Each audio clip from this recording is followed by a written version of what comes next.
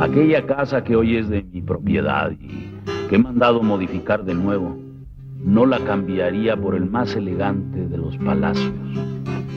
Allí comprendí una noche cómo el pleito que desde años atrás había entablado con todos los que explotaban a los pobres, contra los que nos perseguían y nos deshonraban, podía servir para algo bueno en beneficio de los perseguidos y humillados como yo.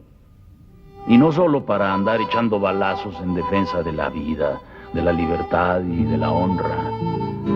Allí entendí sin que nadie me lo explicara, pues a nosotros los pobres nadie nos explicaba las cosas, cómo eso que nombraban patria, y que para mí no había sido sino un amargo cariño por los campos, las quebradas y los montes donde me ocultaron, y un fuerte rencor contra casi todo lo demás, porque todo lo demás estaba para los perseguidores. Podía trocarse en el constante motivo de nuestras mejores acciones y en el objeto amoroso de nuestros sentimientos. Algunos caudillos de la Revolución Mexicana encontraron, entre los intelectuales que se sumaron a sus filas, la imagen en que sus aspiraciones, sus utopías y proyectos cobrarían forma para articularse. En la visión de Francisco Villa y de Emiliano Zapata, era necesario que hombres letrados tradujeran a propuesta sus ideales. En el caso del general Saturnino Cedillo, se formaría una comunidad completa destinada a poner en práctica el ideario. Estos tres caudillos encontraron que la educación era piedra de toque para la construcción de una nueva nación. Los tres llevaron a cabo, con diferentes resultados y proyecciones, sus propuestas de escuela y de educación. Villa en la hacienda de Canutillo, con la ayuda de Felipe Ángeles; Zapata en cuartel general de Tlaltizapán, con Otilio Montaño; y Cedillo en Ciudad del Maíz. Entre 1910 y 1920, dentro del movimiento armado conocido como la Revolución Mexicana, se dieron diferentes luchas, con banderas, contingentes y caudillos diversos, en lo que fue una guerra civil de larga duración. Los desenlaces y saldos específicos fueron diferentes para los grupos. Algunas de las fuerzas más importantes encontraron hilos conductores que las unieron, pero sin duda se puede hablar de muchas revoluciones en la Revolución Mexicana. Antecedentes como las huelgas de Cananea y Río Blanco, las tomas y repartos de tierras en Baja California Norte, encabezados por los hermanos Flores Magón, o los movimientos reivindicativos del mismo Zapata, en los primeros años del siglo culminaron en el Plan de San Luis, redactado por Francisco I. Madero, en torno al cual se aglutinaron los grupos civiles y armados. Al llegar Madero a la presidencia, luego de acordar con Díaz la renuncia y el exilio del dictador, impulsó reformas que llevaron a algunos jefes militares a expresar sus inconformidades. Las confluencias y divergencias se organizaron en algunos casos más sobre la base de significados simbólicos que sobre propuestas organizadas y racionales. La alianza de Villa y Zapata se dio en este sentido. Al otro lado de estas fuerzas populares puede ubicarse a Obregón y Carranza. La Convención de Aguascalientes, celebrada en 1914, hizo explícitas las diferencias. La demanda por la tierra permitió la alianza entre Villa y Zapata, aunque para el caudillo del sur, esta demanda se refería a la restitución de las antiguas propiedades indígenas, mientras que para Villa se orientaba a una forma de modernización y beneficio para los desposeídos. Otro elemento articulador fue el ideario transformador que asumieron y cuyos orígenes estaban en el anarquismo, el socialismo y las doctrinas modernizadoras del siglo pasado, que fueron asumidos por círculos intelectuales, clubes políticos y organizaciones sindicales de nuestro país. Ya iniciado el movimiento armado, algunos cuadros formados bajo el influjo de estas corrientes se sumaron a los contingentes militares y cumplieron el papel fundamental de estructurar racionalmente las convocatorias, planes y propuestas de los caudillos. Tal fue el caso de Felipe Ángeles, lugarteniente de Villa, y de Otilio Montaño, colaborador de Zapata. En todos estos proyectos, la educación ocupó un lugar central del escenario y los maestros una actuación protagónica. Educar no consistió dentro de estas experiencias tan solo en alfabetizar o instruir. Fue sobre todo transformar la conciencia y la práctica de la comunidad pedagógica. La organización comunitaria, la producción colectiva y la enseñanza de valores como la lealtad, la dignidad y la justicia fueron transmitidos por la vía de la experiencia. Adultos, jóvenes, mujeres y niños fueron incorporados a la labor formativa de los educadores.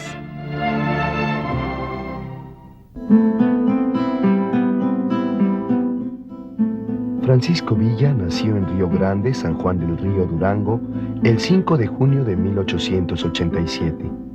Sus padres fueron peones y no recibió instrucción escolar. Un incidente lo puso al margen de la ley y se convirtió en una leyenda. Un ladrón que no robó a los pobres, solo a los ricos. Dijo que la educación iba a ser obligatoria, de ahí nació de él, y sin que hubiera escuelas, él dijo, antes que escuelas, lo primero es que hay que tener maestros. Dice, y un maestro debe estar bien pagado. Y dice, hay que pagarles primero a los maestros que a los generales. Los generales andamos en la guerra haciéndole justicia, pero al pueblo, y los que guían al pueblo son los maestros. Él sentía un profundo respeto y una admiración sobre los maestros y los niños, al grado que en Chihuahua, que recorría la población a caballo o en automóvil, decía él, donde quiera que veía muchos niños en algún barrio, en una esquina, decía, aquí hay que hacer una escuela para que no anden de vagos los niños. Él tenía todo ese deseo de llevar un bienestar, ahora sí, para las clases más humildes de aquel México del Porfiriato.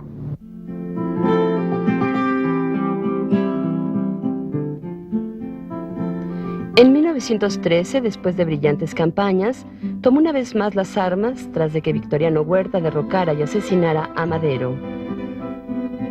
En esta última etapa formó la División del Norte. Entre 1915 y 1920, Villa combatió contra las fuerzas de Carranza por la entrega de tierras a los campesinos y el incumplimiento del programa de la Revolución. En 1920, a un año del asesinato de Zapata, muerto también Carranza, y luego de concertar un tratado de paz con Adolfo de la Huerta, Villa se retira a la colonia militar de Canutillo, con 50 de sus dorados. Contaba entonces 42 años. Para penetrar en el proyecto social de Villa, podemos reparar en algunas de las medidas que adoptó como gobernador provisional de Chihuahua en plena lucha contra Huerta. Abarató los precios de insumos básicos. Expropió haciendas y ganado y empresas. Estableció un severo control de precios. Persiguió a especuladores y acaparadores. Puso a los soldados a trabajar en tareas productivas. Fomentó la agricultura y la ganadería. Proyectó la instalación de colonias agrícolas. Construyó más de 50 escuelas. Muchas otras medidas acompañaron su gobierno, que prosiguió hasta 1915. La distribución de tierra y el combate al latifundio lo caracterizaron, pero también fomentó el trabajo vecinal en las colonias agrícolas militares y fundó escuelas regionales de agricultura, además de establecer estaciones agrícolas experimentales. Una de las disposiciones más importantes fue que los campesinos se organizaran en estas colonias agrícolas militares, recibiendo instrucción militar y armados, como la única manera de garantizar que la tierra no les sería arrebatada. Al periodista norteamericano John Reed, Villa le comentó: cuando México sea una nueva república, el ejército será disuelto, pues ya no lo necesitaremos. Daremos trabajo a los soldados y estableceremos en todo el país colonias agrícolas con los veteranos de la Revolución. El Estado les dará tierras y creará muchas empresas industriales para que tengan donde trabajar. Trabajarán 3 días a la semana y lo harán con todas sus fuerzas, porque el trabajo honesto es más importante que cualquier guerra y solo él hace al hombre un buen ciudadano. Los 3 días restantes aprenderán arte militar y lo enseñarán al pueblo. La política de Villa se basaba en el programa de la Revolución. Lo llevó a cabo en Chihuahua y proyectaba extenderlo a todo el país. Sin embargo, para Carranza, rodeado de empresarios, generales enriquecidos súbitamente, inversionistas extranjeros y políticos que buscaban solo su ascenso al poder, Villa era un obstáculo. Con Carranza en el poder, los campesinos se quedaron con la esperanza y los hacendados con las tierras. La alianza entre Villa y Zapata como resultado de la Convención de Aguascalientes fue una victoria importante. Otras fueron el desconocimiento de Carranza como presidente y la aprobación del Plan de Ayala. El 6 de diciembre, con 60,000 efectivos, Villa y Zapata entraron a la Ciudad de México. 2 días antes se comprometieron a luchar contra Carranza. Carranza derrotó más tarde al ejército zapatista, no así al de Villa, que se mantuvo en lucha hasta que Carranza murió en 1920. El 28 de julio de 1920, durante el interinato de Adolfo de la Huerta, el gobierno federal y el general Villa firmaron los tratados de Sabinas, concluyendo la etapa armada de la intervención villista. El caudillo se retiró a Canutillo, una hacienda de Durango que le fue entregada en propiedad y donde puso en marcha su proyecto de colonia militar. Canutillo se convirtió en un pequeño pueblo con su propio gobierno y su propia organización. Había electricidad, correo, telégrafo, médico, escuela y muchos servicios más. La escuela de Canutillo se llamó Felipe Ángeles. Su director fue el profesor Jesús Coello Avendaño y algunos de sus profesores fueron de Gortari, Varela, Ojeda y Rodríguez. Villa logró que el gobierno federal enviara un grupo de profesores a los que al llegar les decía: Mire, aquí en Canutillo no se pierde nada, porque el que roba alguna cosa, lo fusilo. Persigo el vino porque mis hermanitos de raza, tan mal alimentados y tan poco responsables, cuando reciben su raya se van a la cantina y a su casa no llevan nada. Así que los niños no se educan por la falta de responsabilidad de sus padres. A grado tal que al que sorprenda vendiendo sotol, lo fusilo. La educación era gratuita y por la noche se alfabetizaba a los adultos, hombres y mujeres. Los sueldos de los profesores era de 10 pesos diarios y de 12 para el director, cuando en el resto del país era de 3. Villa, de hecho, intervino a favor de los maestros del país ante de la Huerta, a quien dijo: No estoy de acuerdo con los sueldos que ganan los profesores que atienden la escuela. El día que un maestro gane más que un general, entonces se salvará México. En consecuencia, quiero que les subas el sueldo. A él le preocupa mucho su gente, sus hombres cercanos. Hay muchísimos relatos en el caso de Villa de cómo es una gente proclive es muy sensible a la situación de los niños. Entonces es compadre de todo el mundo, como padrino de los niños está constantemente otorgándoles cosas y se insiste como la escuela como un lugar, yo creo que pensaría yo ya casi utópico, en donde muchos de los problemas se van a resolver por el solo hecho de ir a la escuela y de aprender y de estudiar, ¿no? Entonces esto no va a salir de los proyectos. Ya cuando acepta el armisticio y depone las armas, en Canutillo precisamente, donde quiere dar alojo y seguridad a los hombres que lo acompañaron en la lucha, a los hombres más cercanos que se quedan con él en Canutillo, bueno, va a existir por supuesto la escuela, a la que él gustaba visitar, ver lo que hacían, platicar con los niños, en fin, con esta insistencia de que, repito, de que ese sea el lugar donde ellos podían adquirir elementos suficientes para resolver los problemas del futuro, ¿no? Entonces, creo que esta es una parte muy importante y está presente en prácticamente todos los caudillos de la revolución. Emiliano Zapata nació el 8 de agosto de 1879 en Anenecuilco, Morelos. No fue, ni con mucho, el estereotipo de campesino sin tierra con que lo ha disfrazado la leyenda oficial. Su padre era miembro de una comunidad indígena que había obtenido los títulos de propiedad de su tierra de la corona española. Al entrar el ferrocarril, alentó la industrialización de la caña de azúcar y la expansión de las haciendas cercanas al pueblo. Los pueblos se fueron quedando sin tierras y el hambre acarreó no solo la desesperación, sino que impulsó a las comunidades a organizarse. Los de Anenecuilco eligieron a Zapata como su representante y le entregaron los antiguos títulos de propiedad. En 1910, y luego de agotar todas las instancias legales, al frente de 80 hombres armados, restituyó las tierras que los dueños de las haciendas habían arrebatado. La fama del caudillo pronto lo descubrió como un líder confiable y justo, que nutrió las tradiciones orales. Para los diarios porfirianos se trataba de un forajido y fue bautizado como el Atila del Sur. Se decía en el diario El País que roba el ganado de los señores hacendados, secuestra y viola a las señoritas de la región y se apodera de los beneficios que honradamente han acumulado las personas trabajadoras de esos lugares. La rebelión zapatista corrió paralela a la convocatoria revolucionaria del Plan de San Luis, pero fue hasta marzo de 1911 cuando se sumó a las fuerzas maderistas.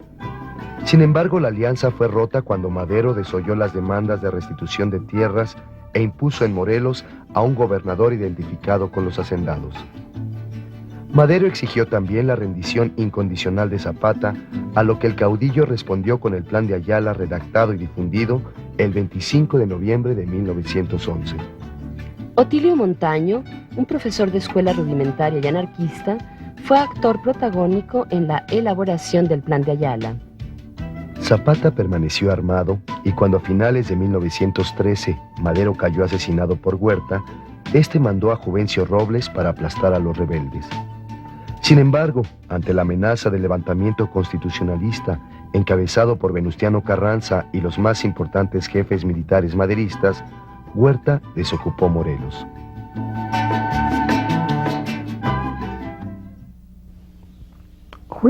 Fui a ayudar al general Emiliano Zapata a correr de aquí a los hacendados españoles.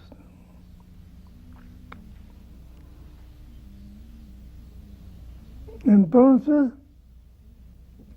los españoles estaban dominando a toda la nación, a puras haciendas, puros extranjeros. Por eso Zapata no le pareció, quiso levantarse en armas. Primero controló gente para que le ayudaran a pelear hasta que se controlaron y empezaron a pelear con la tropa del gobierno que mandaba don Porfirio Díaz. No me acuerdo las fechas. Cuando su papá, el general Zapata, trabajaba su misma tierra que le quitaron los hacendados. Y los maltrataba el mayordomo que manejaba a la gente. Les pegaban con chicote, apúrense, apúrense. Y Zapata estaba chico, según. Le decía, papá, aguántate, aguántate, papá. Al rato me la pagarán esas gentes. Y así pasó. Se hizo grande Zapata y ya empezó, les digo, hasta a controlar gente. Porque para eso se necesita controlar, ¿no? No uno solo va a pelear. Entonces, se juntó ya bien organizado la cosa. La gente de aquí, de todo México más bien, le daban garantías a Zapata, porque era una lucha para toda la nación. Quitarle los nuevos las haciendas a los hacendados para volverles a dejar a los pueblos que les habían quitado su tierra, los españoles. Hasta que por fin se logró eso, claramente que todo mundo se vio libre en nombre de Zapata.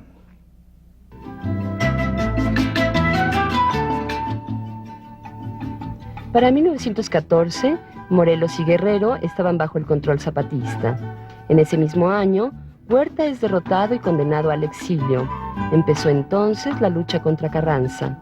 Es también en este tiempo cuando se traza la alianza con el villismo y se establece el cuartel general zapatista de Tlaltizapán. En Tlaltizapán, la utopía comenzaba a realizarse.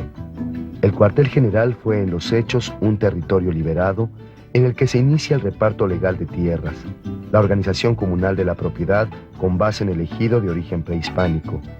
El agrarismo se concretaba en un programa de justicia y paz para los indígenas. Las medidas dictadas por Zapata se dirigieron contra los acaparadores. El caudillo creó su propio papel moneda, reorganizó su ejército y mandó construir escuelas. La educación fue considerada como el mejor medio para que los hijos de los pobres conocieran y defendieran sus derechos. Zapata exigió a todos los presidentes municipales que establecieran escuelas y que obligaran a los niños a asistir a ellas. A raíz de la Convención de Aguascalientes y del arreglo que hay entre Villa y Zapata, cuando queda en manos del zapatismo la custodia de la convención, se van preocupando por cosas mucho más concretas, como podría ser elaborar un programa de gobierno que pueda atender todas las necesidades. Y entonces van a aparecer pues, las cuestiones también de la educación con muchísima más claridad. Ya en el programa de reformas sociales de la convención, que se da a conocer en 1916, se habla muy claramente de cuáles son sus preocupaciones educativas. Una es, por supuesto, atender la demanda de escuelas para que lleguen a las comunidades. Otra más sería el establecimiento de escuelas laicas como un elemento importante. Y también aparece la idea de que hay que mejorar la situación, la condición del profesor, una mejor remuneración, una mayor respeto social, una mayor presencia social de ellos. También, por supuesto, al hablar de escuelas se plantea la necesidad de escuelas normales donde se forme a los profesores. Y algo que resulta muy importante y que no es original del zapatismo, sino que parece que viene de más atrás de los grupos magonistas de 1906, que planteaban que se diera mayor impulso a los oficios o a las actividades prácticas y no a las actividades meramente especulativas o intelectuales.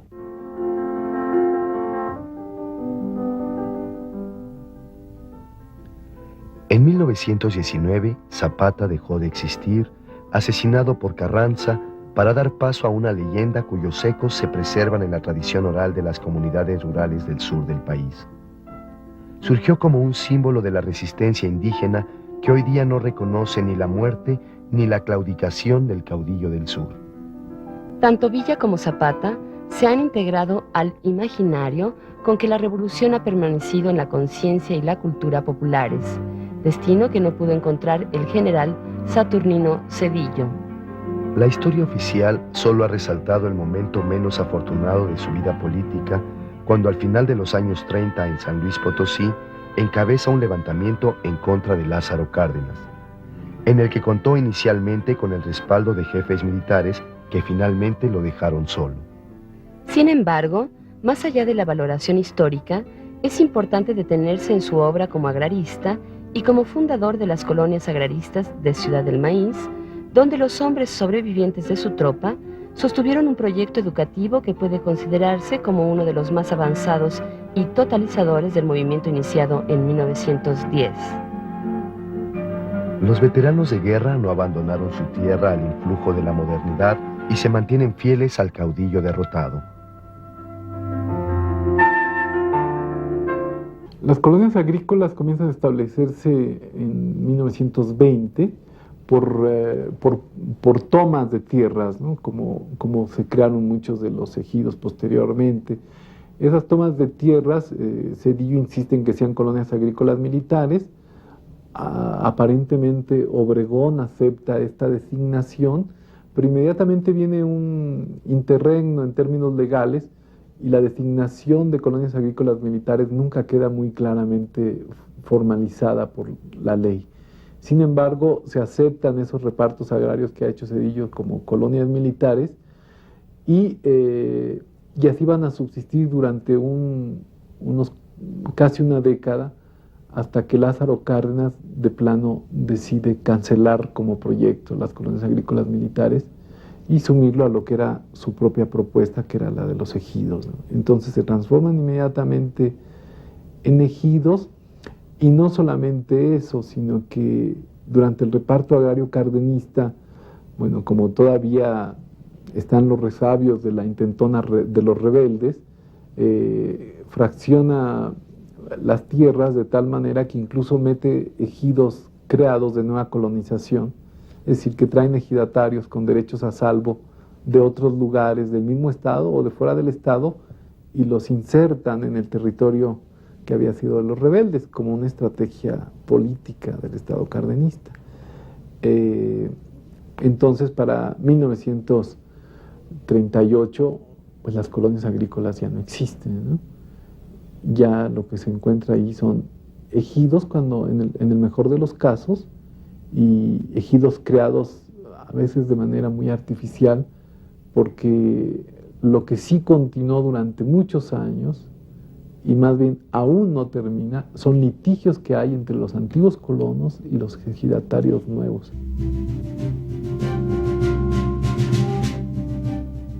El espejo ante el cual los caudillos miraron su imagen fue también el lugar en que buscaron su identidad grandes grupos de hombres y mujeres que padecieron las injusticias de la dictadura. Hoy, una vez más, la educación está en el centro de ese rostro en que queremos encontrarnos.